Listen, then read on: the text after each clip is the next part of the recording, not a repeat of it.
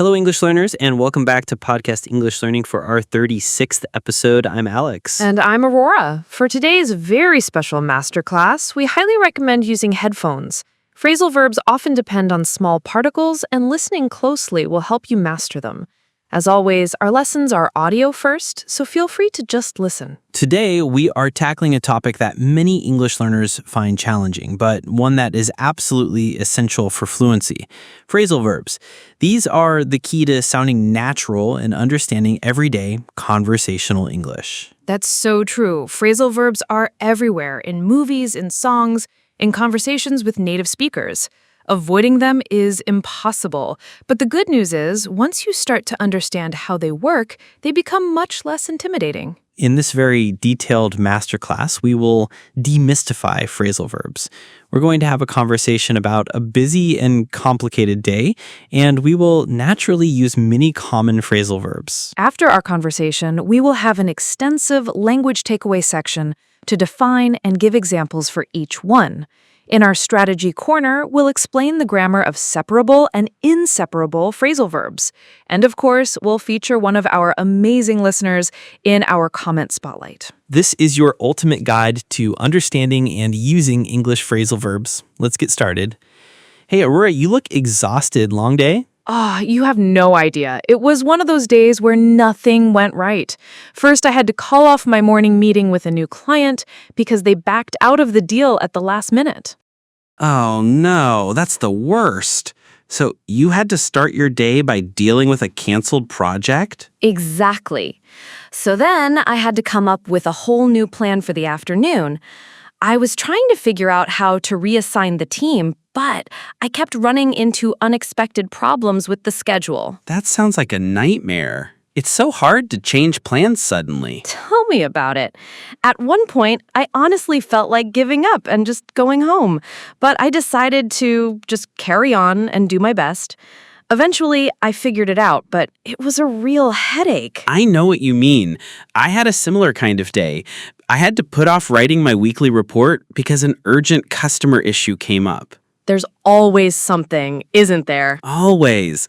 So I spent the whole afternoon looking into the customer's problem. I think I finally got to the bottom of it, but it took a lot of work. Well, at least you sorted it out. So what are your plans for the evening? I hope you're planning to switch off and relax. That is the only plan. I'm really looking forward to just chilling out on the sofa. I need to catch up on the latest episode of my favorite TV series. That sounds perfect. I think I'm just going to have a quiet night in and turn in early. I need to recharge my batteries.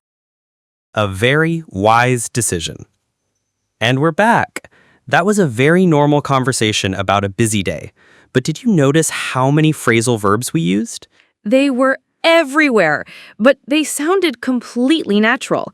Now, before we break them down, it's time for our comment spotlight. This week's shout-out goes to a listener named Global Citizen, who left a comment on our video about making comparisons. They wrote, "This was a brilliant grammar lesson. My question is, what is the difference between further and farther?" That is an excellent and very advanced grammar question. Thank you, Global Citizen. Traditionally, farther with an A is used for physical distance. For example, the red car is farther down the road. Further with a U is used for metaphorical or abstract distance. For example, we need to discuss this topic further. However, in modern English, especially in casual conversation, this rule is becoming less strict, and you will often hear people use further for both physical and metaphorical distance. But using farther for physical distance is always correct. What a great question. Now, let's break down all those key phrasal verbs from our dialogue. It's time for the language takeaway. First, what is a phrasal verb? It's a verb combined with a particle, which is an adverb or a preposition, to create a new meaning. For example, give means to offer something, but give up means to quit. Let's look at the ones from our dialogue, grouped by theme. First, canceling and postponing. I had to call off my meeting. To call something off means to cancel it completely. For example, they called off the wedding. The client backed out of the deal. To back out of means to withdraw from a commitment or an agreement you have made. For example, he agreed to help us, but he backed out at the last minute. And you had to put off your report. To put something off means to postpone it to a later time or date. For example, never put off until tomorrow what you can do today. Next, let's look at problem solving. You were trying to figure out a new plan. To figure something out means to understand or solve something. For example, I can't figure out how to use this new app. You also kept running into problems. To run into something means to encounter it unexpectedly. You can run into a problem or you can run into a person. I ran into my old teacher at the supermarket. And you are going to turn in early.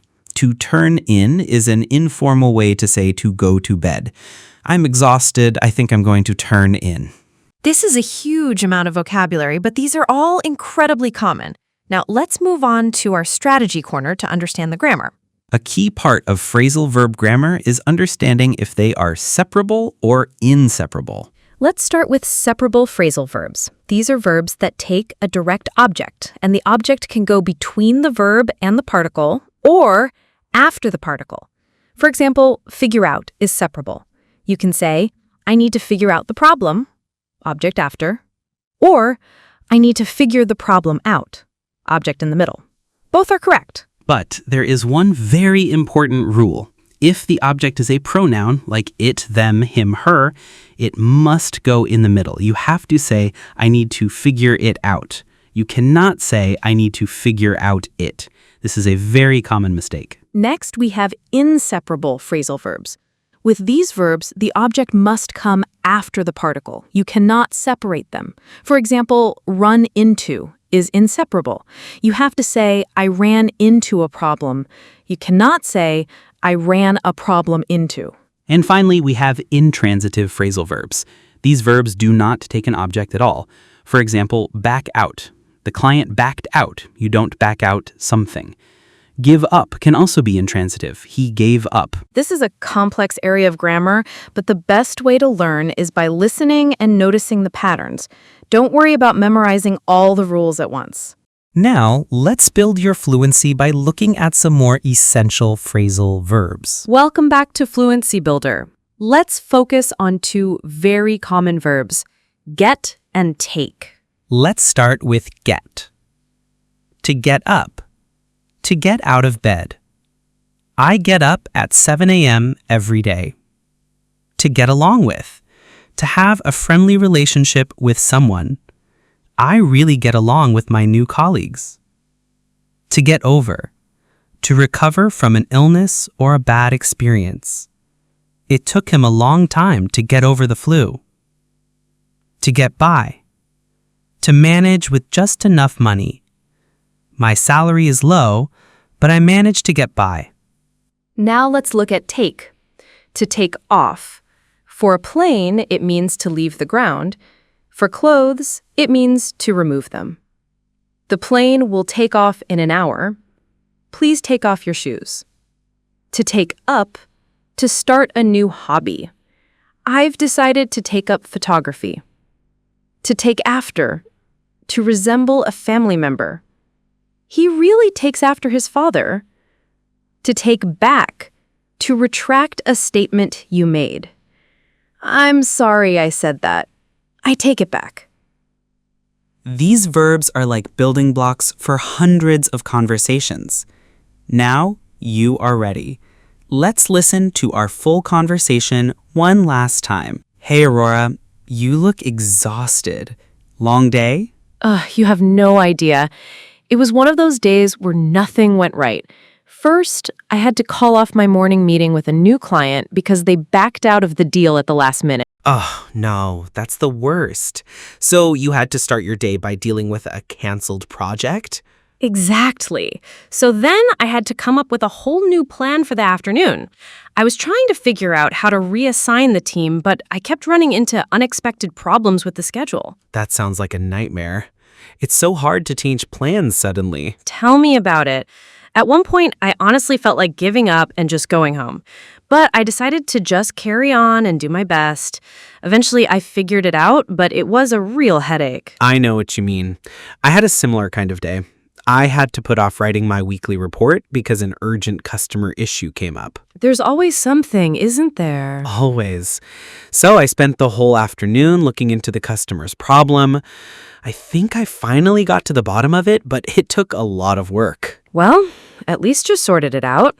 So, what are your plans for the evening? I hope you're planning to switch off and relax. That is the only plan. I'm really looking forward to just chilling out on the sofa. I need to catch up on the latest episode of my favorite TV series. That sounds perfect. I think I'm just going to have a quiet night in and turn in early. I need to recharge my batteries. A very wise decision. And that brings us to the end of our masterclass on phrasal verbs. We know this is a huge and sometimes scary topic for learners, but we hope we've helped to demystify it a little today. We covered so many common phrasal verbs for work, problems, and daily life. The key takeaway is not to be afraid of them. Don't try to memorize long lists. Instead, try to learn one new phrasal verb every day and practice using it in a sentence. Over time, they will become a natural part of your vocabulary. Now for your homework. We want you to practice. In the comments section, write a sentence using one of the phrasal verbs you learned in today's lesson.